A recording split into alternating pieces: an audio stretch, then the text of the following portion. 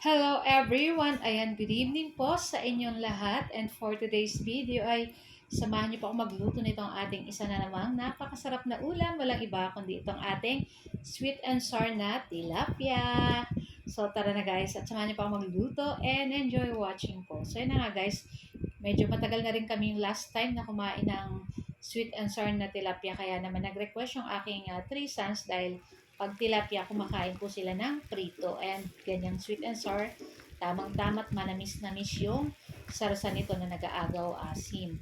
So na nga at nagprito lang tayo nitong ating tilapia. So meron tayong 3 piraso at hinati ko lang guys sa gitna. Ayan, para maging dalawa kasi medyo malaki naman siya guys.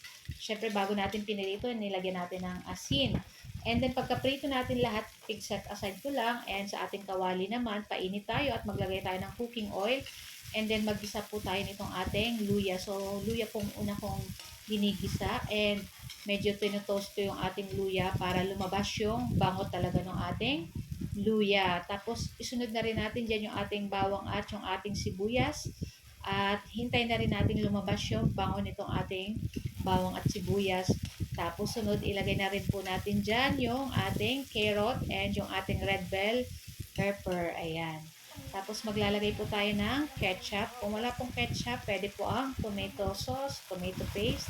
And syempre maglalagay po tayo ng tubig para may sabaw-sabaw yung ating sweet and sour tilapia. Tapos nilagay na natin yung juice nitong ating pineapple tidbits. Saka ilagay na rin natin yung ating pineapple tidbits.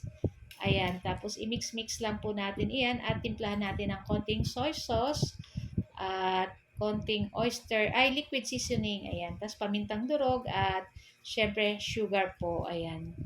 Tapos i-mix-mix po uli natin iyan and pagka-mix natin, maglalagay na po tayo dyan ng ating tinunaw na cornstarch para sa pangpalapot. Ayan, so siguro isang kutsarita o hanggang 2 kutsarita yung nilagay natin. So, halu-haluin po natin uli at ayan, pagka pwede na po natin ilagay dyan yung ating piniritong tilapia. So, napakasarap nito guys at talagang pag ganito yung ulam, no diet na naman po tayo. Ayan.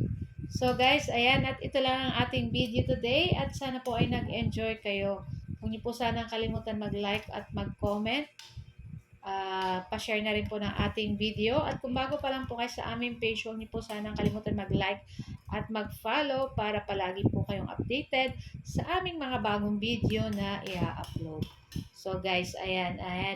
Gusto kong i-shoutout yung ating mga new followers ng Mamshi and Trijan. So guys, kain na! Happy tummy everyone! Napakasarap nitong ating nilutong sweet and sour na tilapia. Bye! Ciao!